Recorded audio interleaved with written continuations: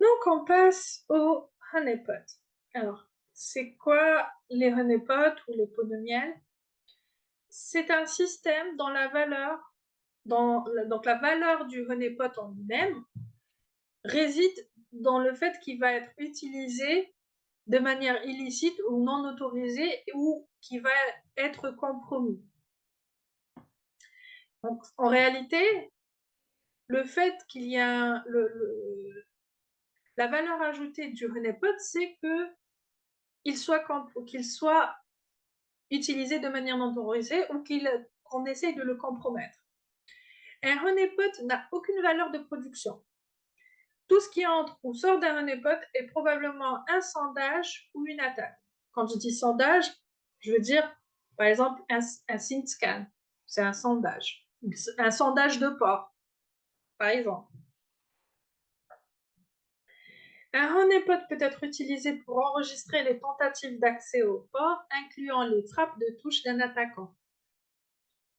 Et ils sont très flexibles et ne sont pas conçus pour résoudre un problème spécifique.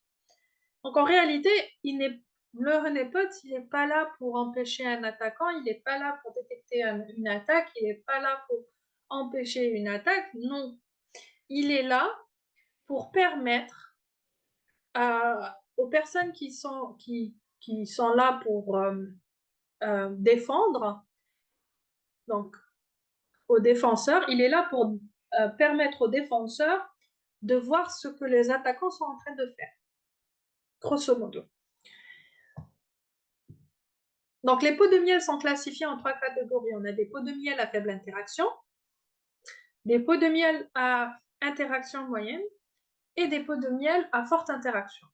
Alors, les pots de miel à faible interaction, comme Spectre, Honeyed et KF Sensor, je crois que... Oh. Ok, non. Ceux-là sont des logiciels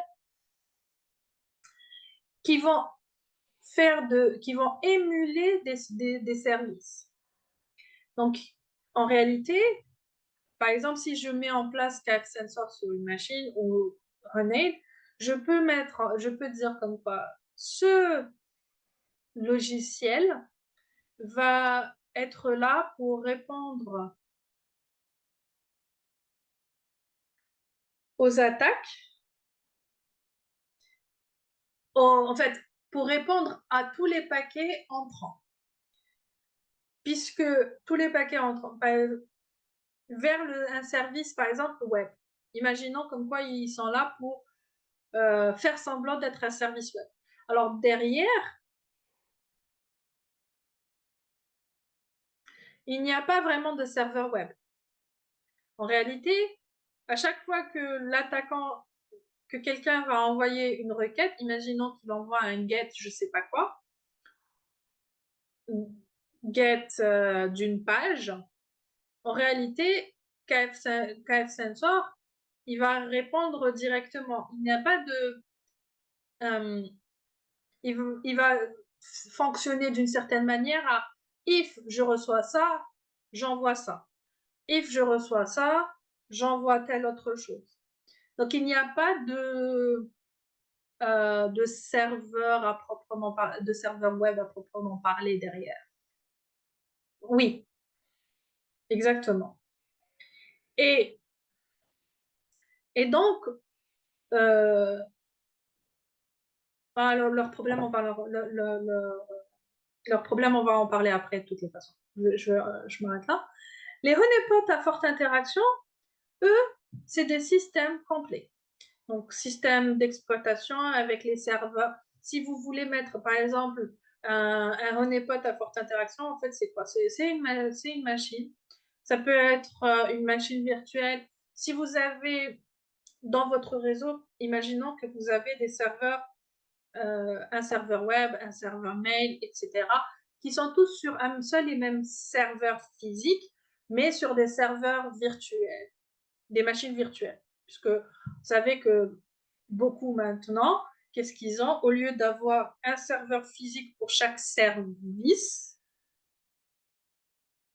ou un serveur physique pour chaque serveur, euh, ils vont avoir un serveur physique et à l'intérieur de ce serveur physique, en fait, le serveur physique, ça va être juste une couche d'abstraction pour faire de la virtualisation.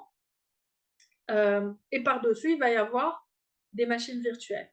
Et ces machines virtuelles vont être les serveurs, le serveur web, le serveur DNS, le serveur mail, etc. Serveur de fichiers, par exemple.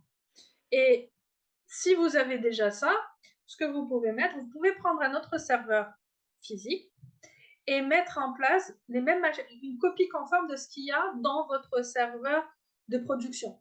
Alors, quand je dis une copie conforme, je parle des services, pas des données. Les données, je vais mettre de fausses données. Je vais mettre certaines données qui sont vraies, qui sont publiques, mais à l'intérieur, je vais aussi mettre de fausses données pour que quand l'attaquant va attaquer, il va croire comme quoi il est sur un serveur de production, par exemple. Et donc, c'est exactement une réplique exacte de vos serveurs de production. Mais qui vont être mises en place dans une partie du réseau qui ne devrait pas être connue depuis l'extérieur. Ça veut dire que si l'attaquant n'est pas en train de faire un scan ou autre, il ne pourrait pas détecter ce honeypot. Donc, quelqu'un qui va interagir avec vos serveurs web, serveurs de production normalement, quand quelqu'un qui va interagir avec votre site web, normalement, comme n'importe quelle personne lambda, pas un attaquant, il ne va pas tomber sur le honeypot. La seule manière pour tomber sur le honeypot, c'est de faire un scan, de chercher, grosso modo, de chercher après lui. C'est pour ça qu'on va dire que toute interaction avec un honeypot, que ce soit un honeypot à faible interaction ou à forte interaction, est forcément soit un sondage, soit une attaque. Ça ne peut pas être un trafic légitime, puisque personne de légitime ne va tomber sur ces honeypots. Maintenant, pourquoi on appelle ça un honeypot à forte interaction? Parce que ce sont des vrais services qu'il y a derrière. Ce n'est pas une émulation, ce n'est pas une simulation. C'est de vrais services qui tournent. C'est un vrai serveur web, par exemple, avec, si vous avez, imaginons que vous ayez Apache dessus, ben vous allez avoir Apache dessus, qui va fonctionner normalement le même, et ainsi de suite. Donc, ce n'est pas un émulateur. Et donc, si l'attaquant arrive à compromettre le honeypot, un service, en fait, il le compromet vraiment. Donc, l'un des exemples de honeypot à forte interaction, on a les honeynet. Donc, un honeynet, qu'est-ce que c'est? C'est deux ou plusieurs honeypots dans un même réseau. Ce qui est intéressant, pour grouper des honeypots différents, par exemple Windows, Linux, etc., tout un réseau interne avec un nombre d'autres et faire croire à l'attaquant qu'il a pu compromettre le réseau.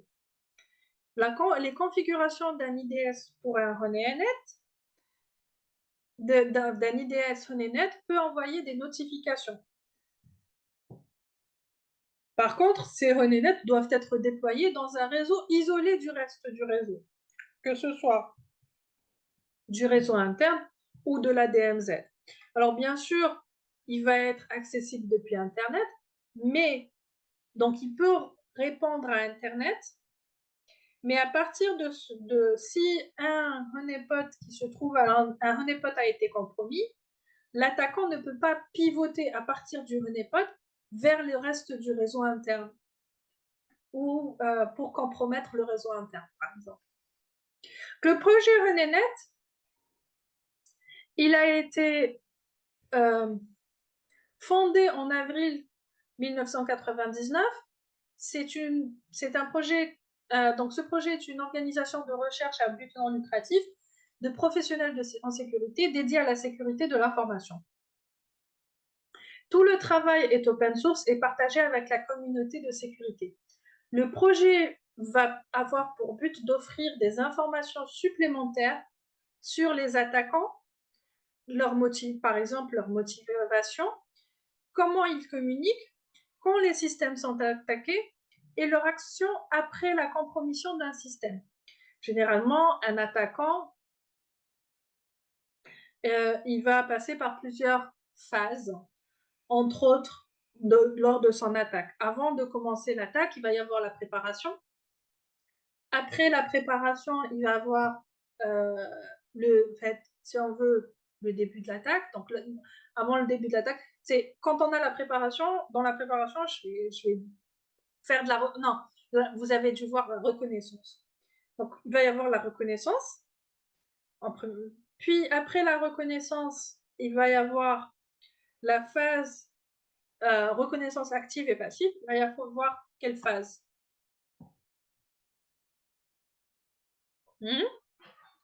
Quelle phase va y avoir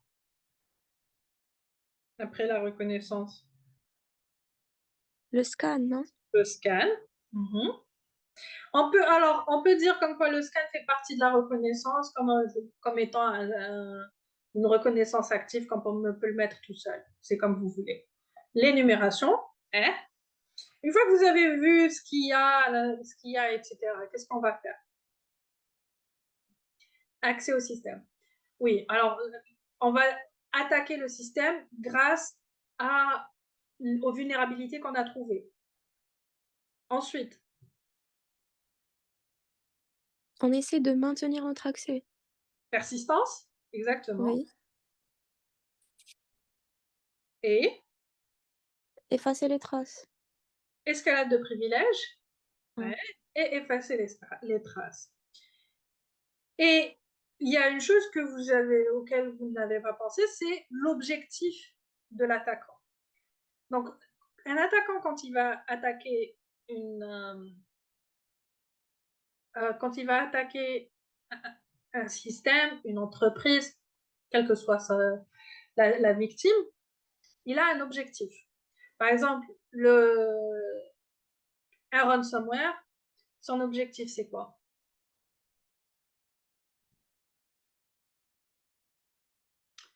Et Soutirer de l'argent et en contrepartie, il va chiffrer les données. exactement. Son objectif final, c'est de pouvoir avoir, donc, crypter les données et récupérer de l'argent pour décrypter les données. Donc, le fait d'avoir un honeypot, je peux voir dans un environnement contrôlé ce qu'est l'objectif final de l'attaquant.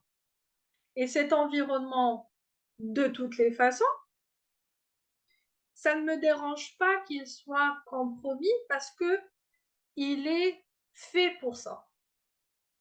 Et grâce à ça, je vais pouvoir étudier comment il est arrivé à ses objectifs et euh, toute la démarche et quel était son objectif ou ses objectifs, en d'autres termes.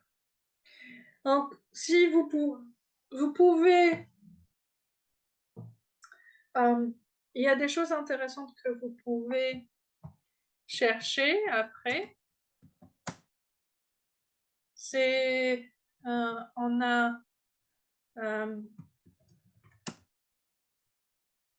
alors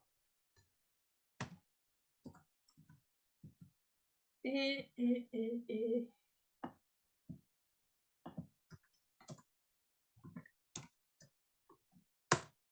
on a ces trois frameworks que vous pouvez chercher. Il y a aussi un autre, mais je ne me rappelle plus son nom. C'est le modèle en diamant, mais je ne me rappelle plus de son nom exact. Donc, on a le Cyber Kill Chain, Mitre Attack Framework et The Pyramid of Pain, la pyramide de la douleur. Alors, euh, ces trois frameworks vont expliquer les choses différemment de ce que vous avez vu l'an dernier. Donc, c'est toujours, vous allez toujours avoir reconnaissance, etc. Alors, pour CyberKick Chain et MitraTac, vous allez avoir les différentes étapes. Donc, reconnaissance. Ensuite, après qu'on ait la reconnaissance, on va faire en sorte de créer finalement l'arme avec laquelle on va attaquer. Ensuite, comment il va y avoir des livraisons de cette arme ou bien l'attaque, puis l'exploitation, l'installation, le command and control et les actions sur les objectifs. Quelles sont les objectifs qu'il va y avoir au final? Si on parle de MitraTac, il va y en avoir, je crois, 12.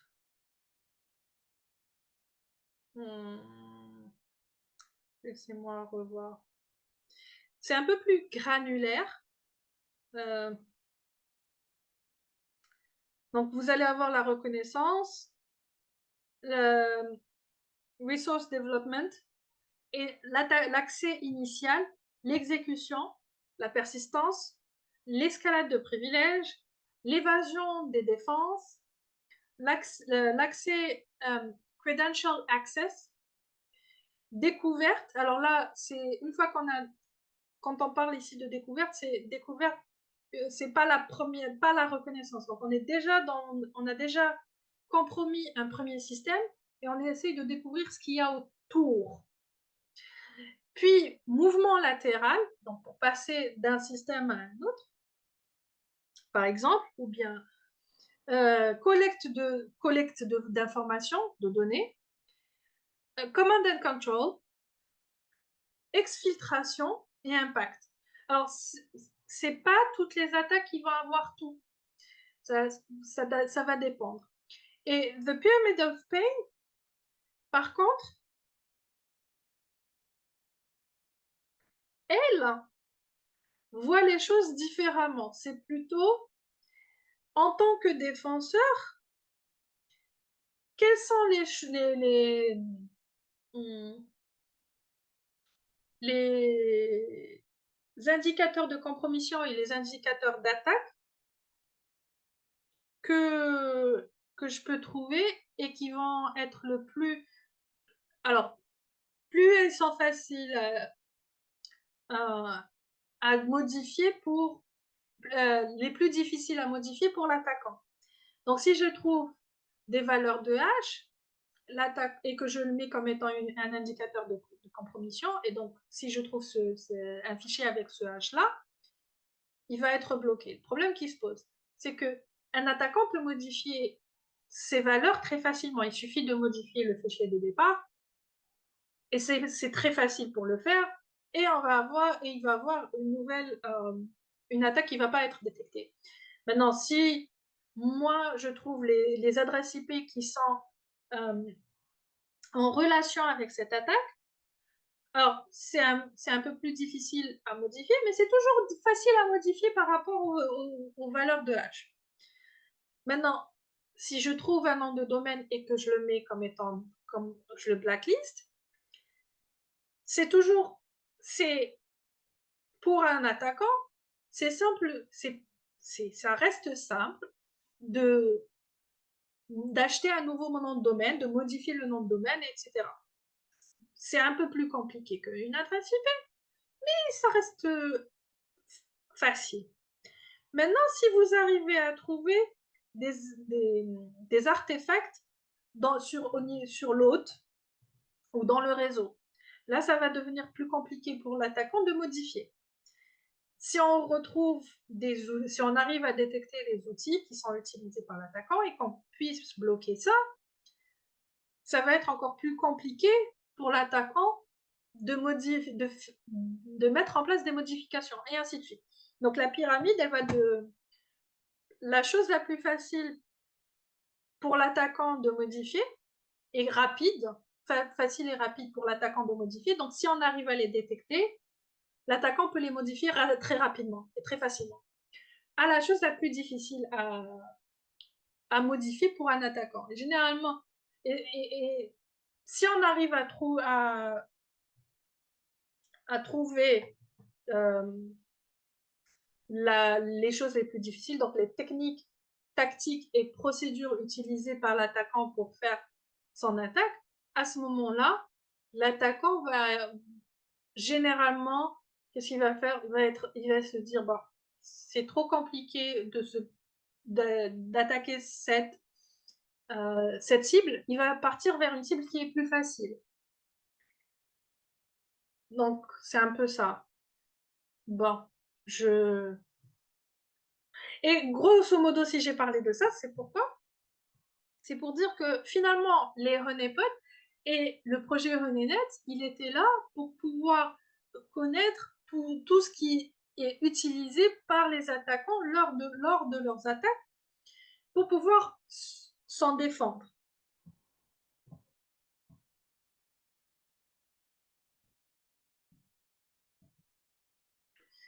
Donc le projet HoneyNet est un projet en 4 phases. Il y avait la première phase qui était la création d'une communauté où la connaissance est partagée, les autres compromis, les réseaux compromis, les méthodes utilisées. Le HoneyNet,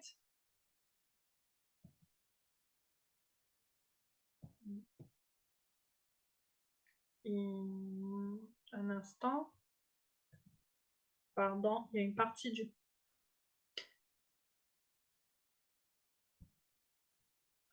Ah mais non, c'est autre chose, pardon.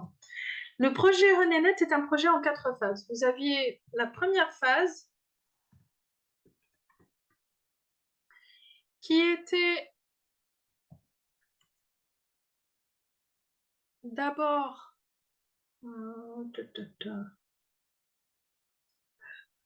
qui était de 99 à 2001, qui se basait sur, en fait, le projet c'était de capturer et étudier une variété d'attaques en utilisant une première génération de HoneyNet. Et son but, c'était quoi? Juste de prouver le concept, en identifiant les menaces existantes contre les installations par défaut des systèmes d'exploitation et applications. Ensuite, la deuxième phase est venu et c'était son objectif, c'est de développer un HoneyNet qui est plus facile à déployer et plus difficile à détecter et plus efficace pour la collecte de données. Donc ces HoneyNet de deuxième génération ont été déployés qui ciblaient des attaquants plus sophistiqués que ceux de la première génération. Et des HoneyNet virtuels étaient en développement. La troisième phase, son objectif était de développer un CD bootable qui permet d'avoir des HoneyNet standardisés et de le rendre plus facile à déployer. Et ce qui permettait d'avoir la possibilité de se connecter à un système central permettant de déployer des HoneyNet distribués. Donc avoir des réseaux de honeypots, si vous préférez. Et la dernière phase, la quatrième phase, c'est de créer un système centralisé qui collecte et met en corrélation les données des honeypots distribués. Donc le projet HoneyNet, si vous cherchez, il est à cette adresse. Et en fait, vous allez avoir une communauté où la connaissance est partagée sur les autres compromis, les réseaux compromis et les méthodes utilisées.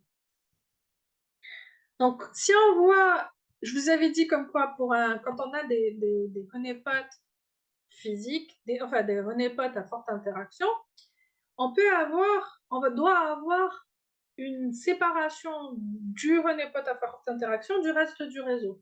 Ici, quand on parle de HoneyNet, en fait, c'est un réseau de honeypots. Ici, on va avoir, par exemple, si on regarde ce réseau, on va avoir un routeur qui est connecté à Internet. On va avoir ici Honeywell Gateway, en fait, c'est un genre de, si on veut, pare-feu qui va permettre, qui va autoriser les paquets venant d'Internet d'aller vers les honeypots et autoriser les paquets réponses venant des honeypots vers Internet, mais qui va interdire tout trafic allant du honeypot vers n'importe quelle autre machine du réseau. Que ce soit les serveurs de production, réseau interne ou autre. Et donc, en général, les honeypots vont être une copie conforme dans les services installés et logiciels installés, etc., des services de production.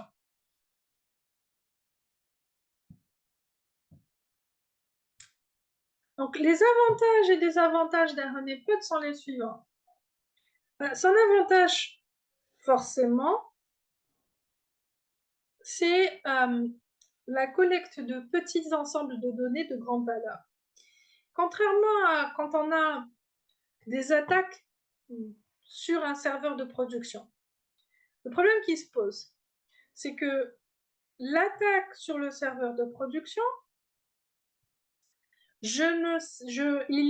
elle est noyée dans un ensemble de données légitimes. Et donc, c'est plus compliqué de les trouver. Alors que sur le honeypot, tout ce qui arrive vers le honeypot, c'est quelque chose qui est problématique. Ça fait partie d'une attaque. Ça fait partie de l'attaque, soit dans la partie reconnaissance ou après. Ça permet de diminuer les faux positifs, puisque c'est quoi, pour rappel, c'est quoi un faux positif? Un faux positif, c'est euh,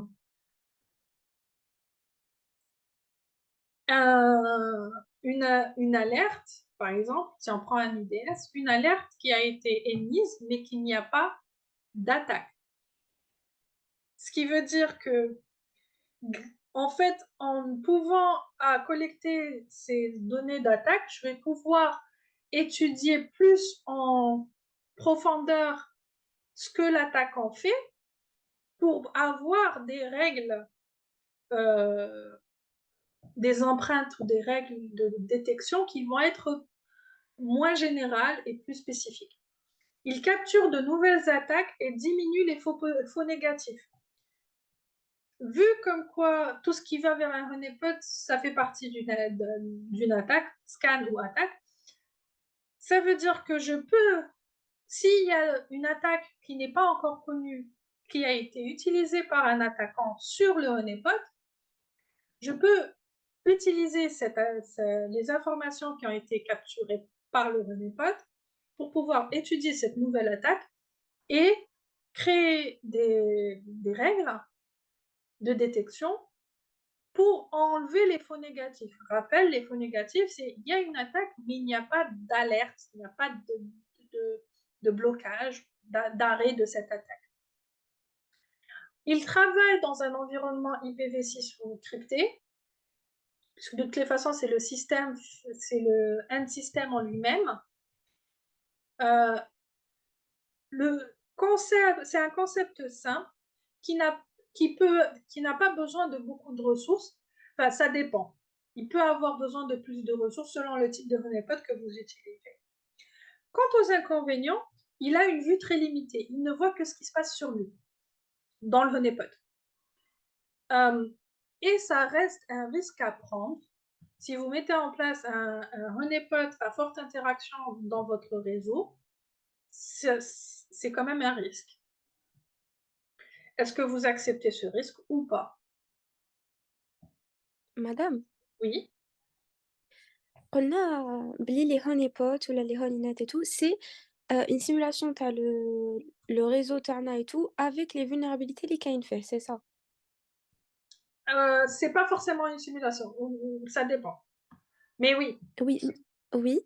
أنا ma question c'est comment l'attaquant, زعما pour faire une attaque, كيفاش il va se diriger vers le honeypot et pas vers le réseau تاعنا en lui-même. En fait, non, il peut faire les deux en même temps. En réalité, comment qu'il va se passer? Je sais que tout ce qui va aller vers le honeypot, forcément, c'est une attaque. Oui, Par contre, tout ce qui va partir vers mon réseau de production, pas forcément. Ça dépend. S'il arrive à trouver un des serveurs un honeypot, c'est que pour qu'il le trouve, il a forcément cherché après lui. Genre, mais il cache à quelque bug. Je vais expliquer un peu plus tout ça juste après. Alors, d'accord. donc allez-y, vous aviez une question à me poser. Oui madame, je disais que إحنا pour enfin les honeypots c'est pour nous permettre de comprendre comment les attaquants pourraient interagir avec notre système. Oui. Ça, ce serait pas aussi je trouve exposer notre système aux attaques là là? C'est un peu risqué. Bah, c'est pour ça que je vous ai dit comme quoi c'est un des inconvénients, c'est un risque à prendre. En fait, Ah, quand on parle d'un honeypot, le honeypot, il est censé quand même être séparé du réseau de production. Il n'est pas censé être dans le même réseau. Quand je dis ça, ça veut dire que, comme j'ai expliqué tout à l'heure, à partir d'un honeypot, je peux aller vers Internet. De Internet, je peux aller vers le honeypot, mais du honeypot, je ne peux pas aller vers le réseau de production. Et c'est là où je vais avoir ce Honeywell Gateway, qui va en fait avoir la même fonction qu'un pare-feu, si vous préférez. J'autorise l'accès venant d'Internet vers le honeypot, j'autorise les réponses venant des honeypots vers Internet, mais j'interdis tout accès du honeypot vers le réseau de production ou bien du réseau de production vers le honeypot, en fait. Donc, ça reste un risque, mais néanmoins, ça va dépendre. Est-ce que je veux prendre ce risque ou je ne veux pas? Comment il peut être, en tant qu'attaquant, l'attaquant, il peut ne jamais tomber sur le honeypot et donc n'attaquer que des serveurs de production, comme il peut attaquer des serveurs de production et les honeypots. En fait, ça fait partie de quand l'attaquant fait sa reconnaissance. Il va faire un scan. Imaginons qu'il ne fasse pas un scan. La première chose qu'il va faire, il a une cible, il va essayer de connaître le nom de domaine. Ensuite, il va essayer à partir du nom de domaine, connaître les adresses IP qui appartiennent à ce nom de domaine. Euh, dans les adresses IP qui appartiennent à ce nom de domaine, il va y avoir certaines qui appartiennent au honeypot. Donc, si quelqu'un n'a pas fait un scan des adresses IP qui appartiennent à la cible, par exemple, eh ben, il ne va jamais tomber sur le honeypot. Donc, ça ne veut pas dire que tous les attaquants vont arriver dans un honeypot. Non. Ça veut juste dire que si un attaquant arrive dans un honeypot, je pourrais voir son attaque. Ça ne va pas protéger les serveurs de production directement, du tout. C'est pas comme disons, c'est pas comme un piège à souris. Vous savez que pour un piège à souris, si on voit les pièges à souris qui existent, que vous avez dû voir dans certains dessins animés, vous allez mettre un morceau de fromage ou un morceau de pain, voilà, et vous allez avoir quelque chose qui va tuer la souris ou écraser la souris, ou bien une boîte qui va se refermer sur la souris. Bref, c'est pas un morceau de fromage qui va être là et qui va dire je suis là, viens, attaque-moi, patati patalata, je suis mieux que les serveurs de production ou quoi que ce soit. Non. C'est juste exactement. Là, c'est pas une souris que vous attrapez, c'est un chat. Euh, c'est juste une machine qui existe, qui n'est pas que auquel vous ne lors de votre lorsque un utilisateur normal est en train d'accéder à votre domaine, il n'accédera jamais au honeypot parce qu'il n'y a pas de chemin direct pour trouver le honeypot. Donc, la seule manière pour trouver le honeypot, c'est de chercher tous les systèmes existants qui appartiennent à la cible en tant qu'attaquant. Maintenant, en tant qu'attaquant, il ne peut pas savoir que c'est un honeypot. Par exemple, imaginons que je vais créer un site web. J'ai dans mon serveur web. Dans ce site web, j'ai une page où j'ai une page de site web, il n'y a aucun lien allant vers cette page. Si vous êtes en train de faire, vous êtes sur le site web et que vous cliquez sur tous les liens qui existent dans le site web, il n'y a aucun lien qui va vous mener vers cette page. Mais si vous êtes en train de faire comment ça s'appelle? Par exemple, si vous êtes en train d'utiliser Dearbuster, vous avez déjà utilisé Dearbuster l'an dernier, non? Ou auparavant. Dearbuster, GoBuster, Fluff, n'importe quoi. Vous les avez utilisés? Oui. Voilà. Ou bien dans le fichier robot. Quand vous allez les utiliser, il prend en considération un fichier avec des mots-clés qui vont être rajoutés, par exemple, à la fin du site. Mais imaginons comme quoi c'est le site de l'USTHP, vous allez avoir www.usthp.dz/ les mots qui se retrouvent dans le fichier que vous de mots. Et que la seule manière de trouver cette page web, c'est que vous utilisiez ça pour la rechercher. Cette page web, si vous y accédez, elle ne sera plus sur le serveur web de production, mais elle va être sur le serveur sur le honeypot, par exemple. Donc, seul quelqu'un qui aura cherché après cette page web va tomber sur le honeypot. Quelqu'un qui va être en train de surfer sur votre page web de manière organique, il ne va pas tomber sur le honeypot. C'est un peu ça l'idée derrière. C'est que finalement, ça n'empêche pas les attaques sur les serveurs de production directement, non. Mais ça va permettre, s'il y a quelqu'un qui se retrouve dans le honeypot,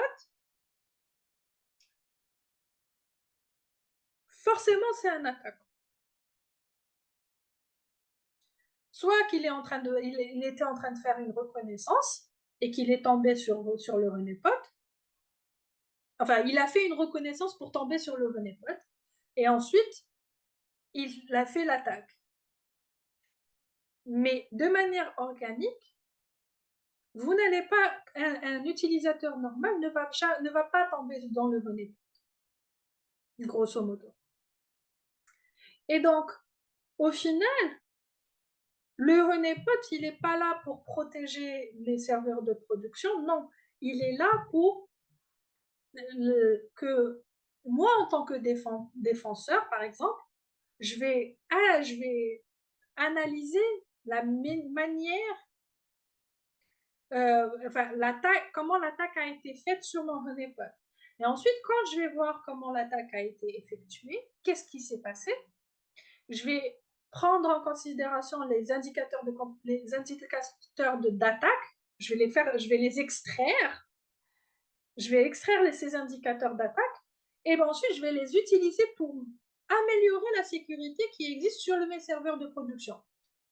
Mais ce n'est pas quelque chose d'automatique, directement. Il va y avoir une étude préalable. Et donc, quand je vais faire cette étude, je vais analyser les indicateurs d'attaque. Qu'est-ce que l'attaquant a fait? Que je vais extraire mes indicateurs pour améliorer la sécurité de production. L'une des choses que je vais pouvoir faire aussi, c'est améliorer la sécurité de mes honeypots. Je peux aussi mettre en place, souvent ce qu'on va faire, on va mettre en place des éléments, quand on parle de honeypot à forte interaction, on va mettre en place des serveurs et des services qui vont avoir les mêmes systèmes de sécurité, tout à l'identique, la même configuration, etc.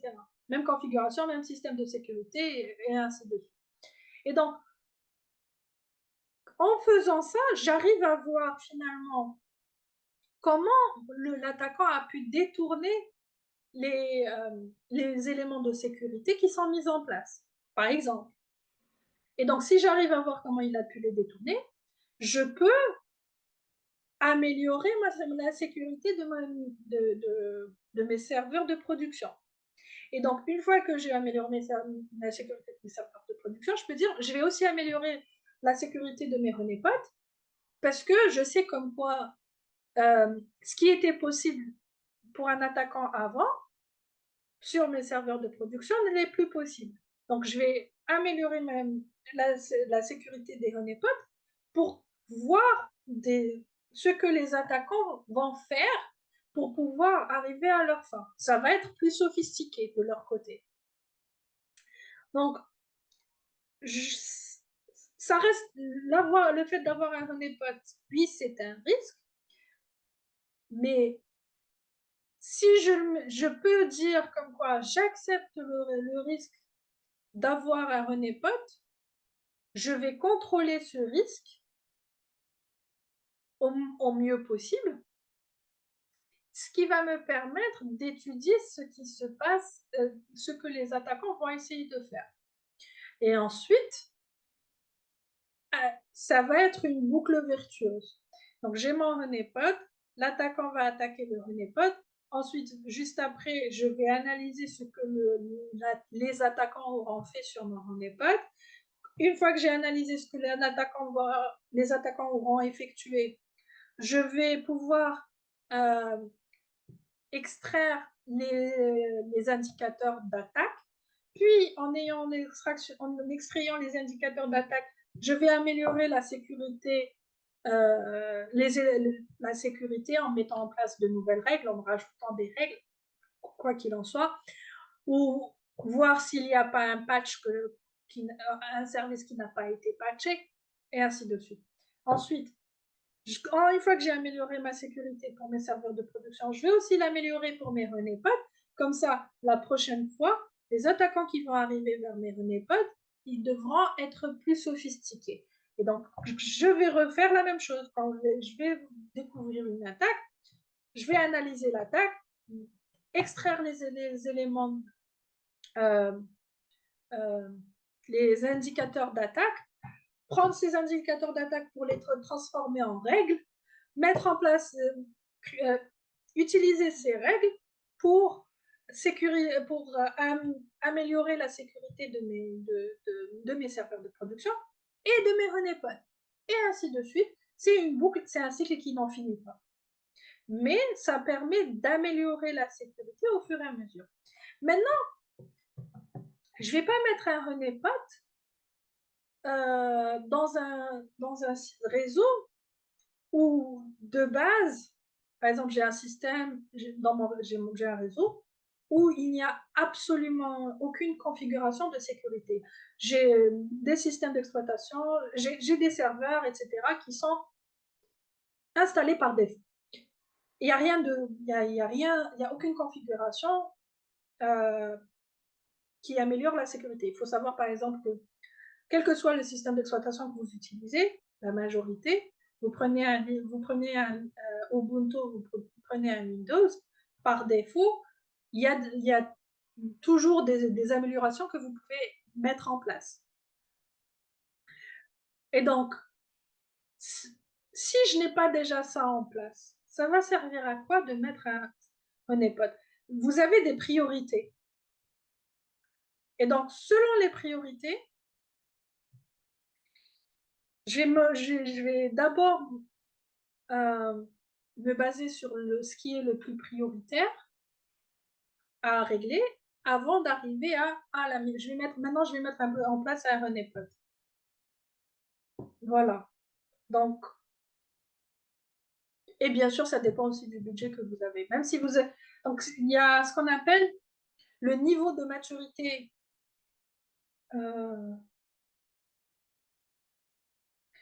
le niveau de maturité des systèmes en termes de risque, de mitigation de risque et de sécurité.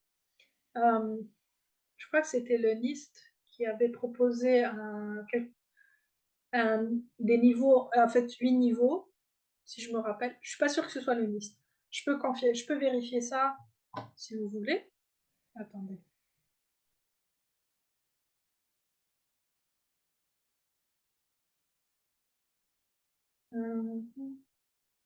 Rapidement.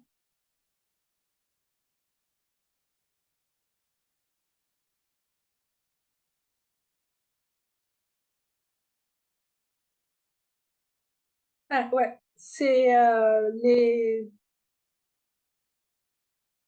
c'est bien le NIST. C'est ce qu'on appelle le NIST CSF Maturity Levels.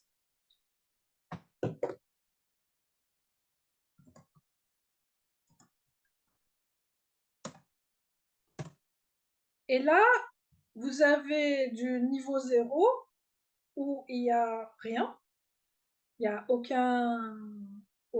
rien d'existant. Hein.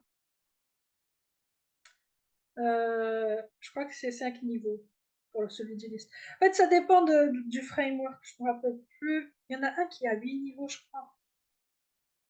Juste un instant. Celui du NIST, il a 5 niveaux. Il en a pas 8. C'est un autre qui doit en avoir 8. Donc, il a 5 niveaux. Vous avez un premier niveau qui est initial, il n'y a rien, absolument rien, ou presque. Et jusqu'au niveau 5, où il va être le niveau optimisé. Vous pouvez faire une recherche là-dessus par la suite si ça vous intéresse. Ou on peut en parler par la suite, si vous voulez.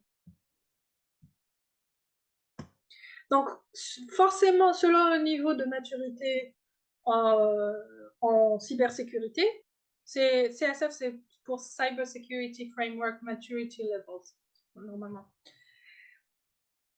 Vous n'allez pas me mettre un honeypot quand vous êtes sur un niveau 1 ou 0. Enfin, ça n'a pas de sens, en d'autres termes.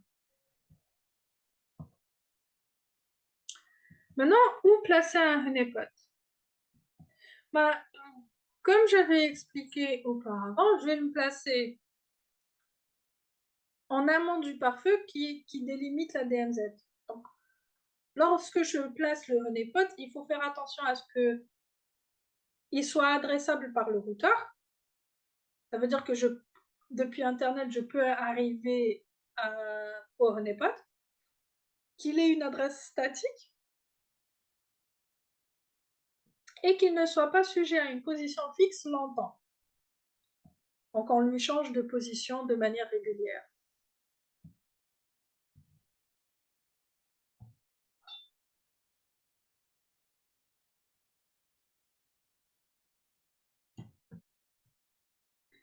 Donc, par exemple, dans cet exemple-là, je vais avoir un DMZ avec un honeypot et je vais avoir un réseau interne privé avec un autre de logging centralisé. Donc, si je mets un honeypot, je dois avoir des manières d'enregistrer les logs du honeypot, que ce soit à l'intérieur du honeypot, mais aussi à distance. Pourquoi? Parce que l'attaquant va essayer aussi de supprimer d'effacer ses traces. Donc, en essayant d'effacer ses traces, il peut essayer d'effacer les logs. Donc, je dois pouvoir avoir une trace de ces logs ailleurs que sur le honeypot lui-même.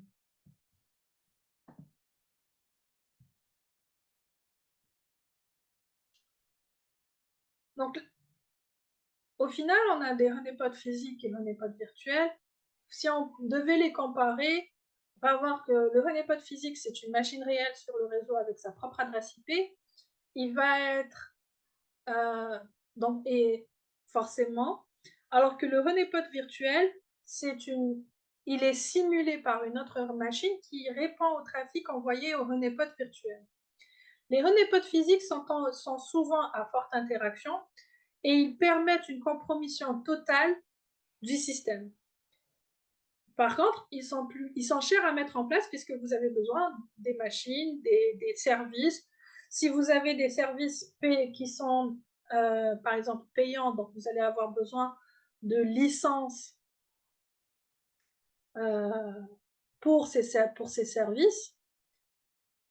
Et les licences généralement sont payantes. Et pour le honeypot virtuel, va pouvoir adresser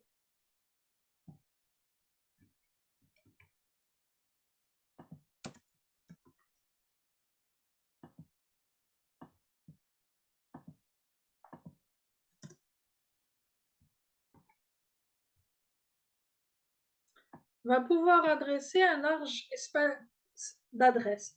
Il n'est pas pratique généralement, c'est pas évident de mettre un honeypot physique pour chaque adresse IP qui n'est pas utilisée par des serveurs de production. Et dans ce cas, des honeypots virtuels sont mis en place.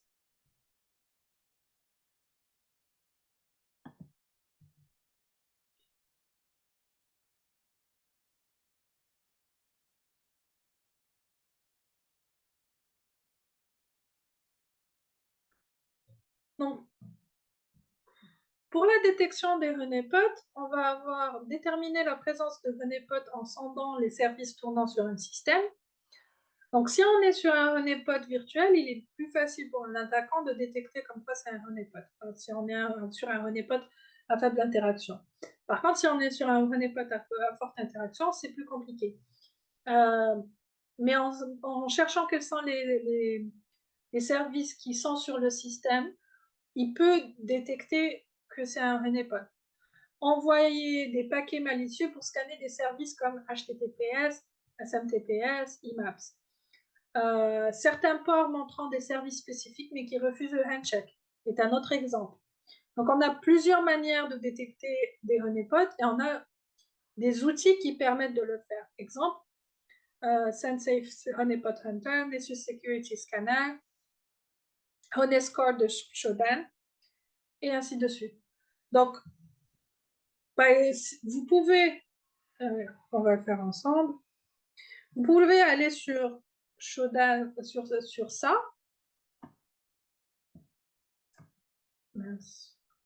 sur honeyscore.shodan.io, et Shodan va donner, en fait, c'est un service qui va donner un Honeyscore. Plus le score est proche de 1, plus la probabilité que le système, le système qui est derrière cette adresse IP que vous cherchez est un honeypot. Plus c'est proche de 0, moins c'est un honeypot. Je crois que c'est dans ce sens-là. Il faut que je confirme. Je ne sais plus si c'est dans ce sens ou dans l'autre. Je vais vérifier. On peut vérifier ça rapidement.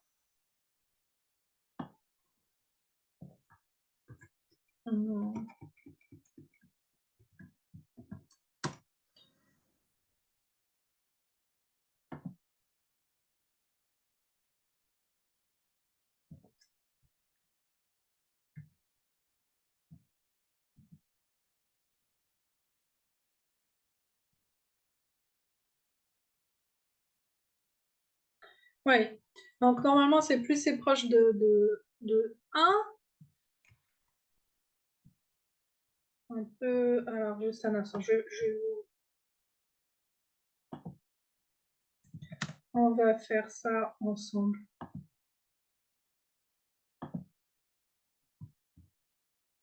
Okay. Alors, je vais juste récupérer l'adresse IP.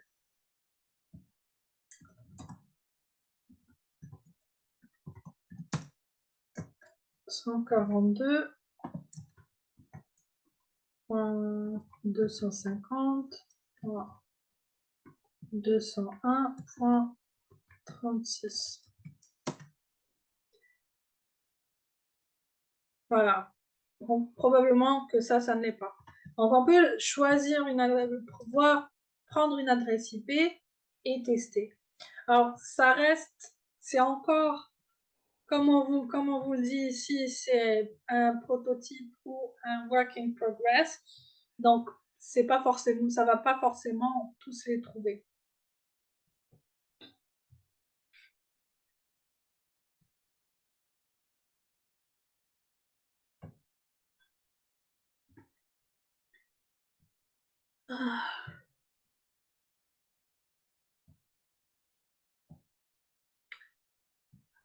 Donc, là, on va parler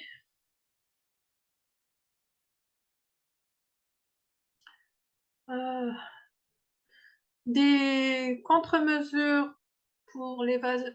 Alors, on va parler des différentes contre-mesures pour l'évasion des IDS, IPS et je crois pare-feu et entre autres.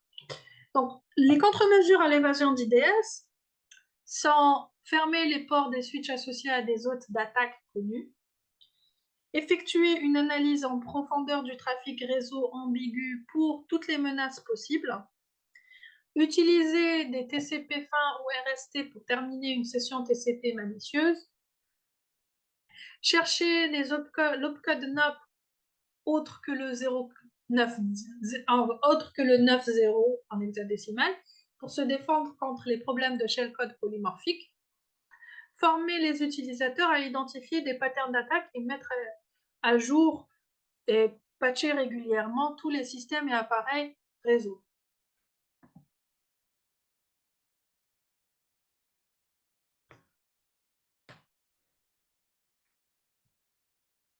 Alors,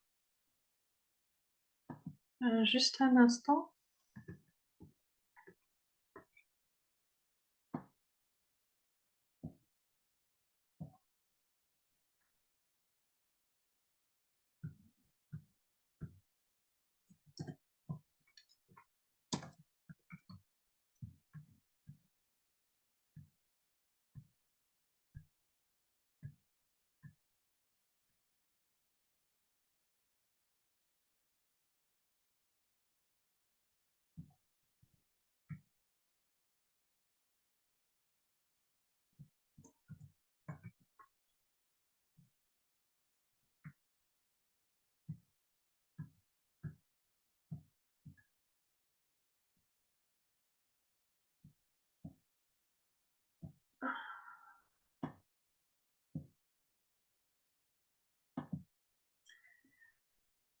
Oui,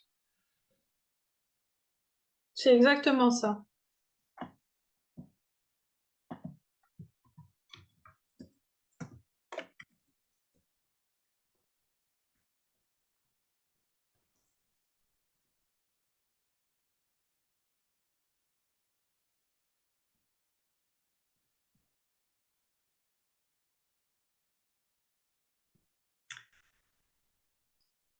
Ah,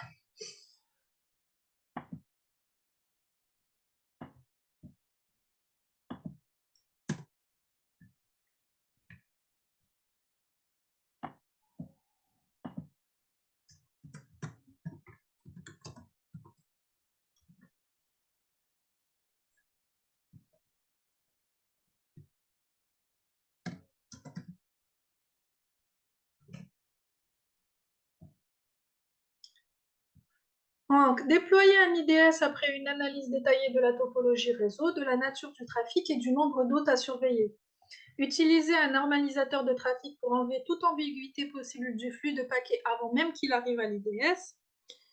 S'assurer que l'IDS normalise les paquets fragmentés et permet le réassemblage de ces paquets dans le bon ordre. Renforcer la sécurité de tous les dispositifs de communication comme les routeurs, les switches et ainsi de suite. Si possible,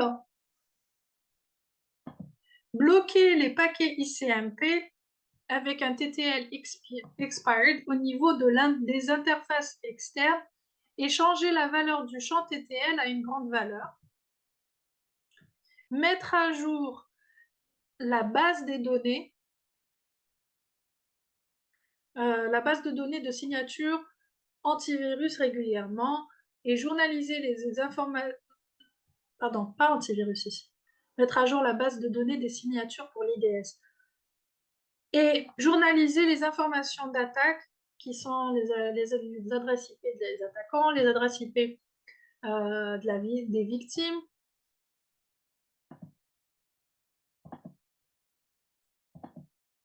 à quelle heure, le temps, etc., pour une analyse future.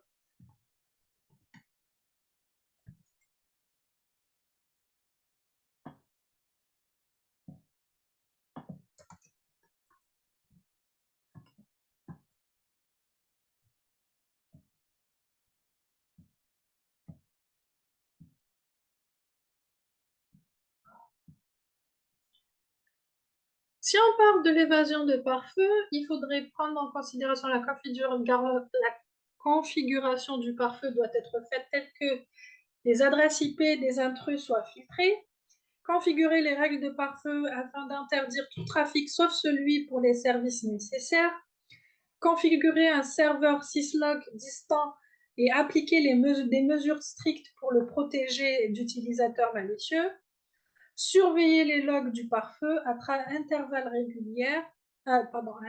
réguliers et examiner toutes les entrées suspicieuses trouvées. Désactiver par défaut les connexions FTP depuis ou vers le réseau et cataloguer et revoir tout le trafic entrant et sortant autorisé par le pare-feu. En d'autres termes,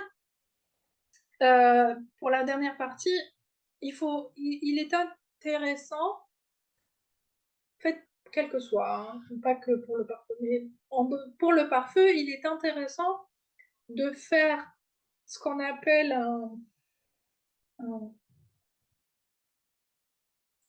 un audit régulier des règles. Parfois, il suffit qu'il y ait une petite erreur et vous vous retrouvez avec un pare-feu, en fait, des pare-feux qui sont des règles qui sont trop permissives. Par exemple, parfois, vous allez enlever un service qui était autorisé auparavant, vous allez vous l'enlever parce que vous n'en avez plus besoin. Imaginons que vous ayez un serveur web. Le serveur web, il était là, il est servi à servir finalement le site web que vous avez. Que maintenant, que votre entreprise depuis décide de délocaliser le serveur web, de le mettre sur le cloud. Si vous le mettez sur le cloud et que vous l'enlevez de votre réseau, il faudra aussi mettre à jour vos règles de pare-feu. Vous n'allez plus autoriser l'accès vous n'allez plus autoriser les paquets qui étaient autorisés auparavant vers le serveur web, puisque le serveur web ne sera plus. Mais il faudra mettre en place des règles pour le serveur web qui est dans le cloud, que vous avez rajouté. Donc, en d'autres termes, c'est pas vous mettez en place le pare-feu, vous mettez en place les règles, c'est une chose qui va être comme ça une fois pour toutes. Les règles vont évoluer avec votre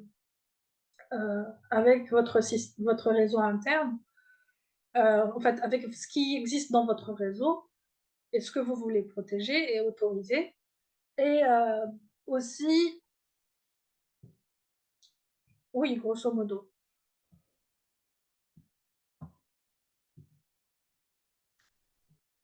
Bon, j'ai dit faire un audit régulier des règles de pare-feu, surveiller l'accès des utilisateurs au pare-feu et restreindre la modification de la configuration pare-feu, notifier l'administrateur de politique de sécurité de tout changement sur le pare-feu et les documenter.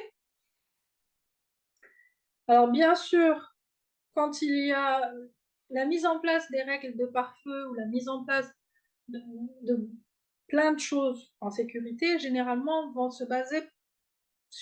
vont prendre en considération plusieurs choses. La politique de sécurité et aussi le landscape des attaques. Donc dans la politique, si j'ai un changement qui est dû à une modification en fait, qu'il y a de nouvelles attaques qui ont été créées ou autres, je dois aussi dire à celui qui gère la politique de sécurité comme quoi il y a un changement et qu'il faut le documenter. Donc, tout ça est important. Contrôler l'accès physique au pare-feu. Alors, quand je dis documenter, avant de passer à la suite, quand je dis documenter, je veux dire par la documentation qu'elle soit dans des fichiers, donc que vous pouvez virtuels, mais il faut qu'il y ait aussi une documentation physique, imprimée sur papier, parce que tout peut arriver, n'importe quoi peut arriver, et si vous perdez la documentation euh, virtuelle, vous allez toujours avoir la documentation physique. Et vice-versa. Et donc, enfin, si bien sûr, ça, ça n'est pas perdu dans certains cas, bon, ça, grosso modo. Contrôler l'accès physique au pare-feu, en fait, contrôler l'accès physique à tous les éléments sensibles du réseau, hein, pas juste le pare-feu. Faire des sauvegardes régulières des règles de pare-feu et des fichiers de configuration. Même chose, les sauvegardes doivent être faites sur le système en lui-même. Elles doivent y avoir aussi dans un endroit à distance. Et si vous, pour une autre mesure, pour encore plus de sécurité, vous devriez aussi les imprimer. Et dès qu'il y a une modification sur ces règles, donc, l'autre élément, c'est faire des sauvegardes régulières des règles de pare-feu et des fichiers de configuration pour, bien sûr, je vous ai dit, soit on va pouvoir avoir la sauvegarde sur le pare-feu lui-même, mais aussi dans un élément à distance, mais aussi, il est toujours bon d'avoir une copie en document imprimé. Et bien sûr, quand on fait une modification, tout doit être mis à jour.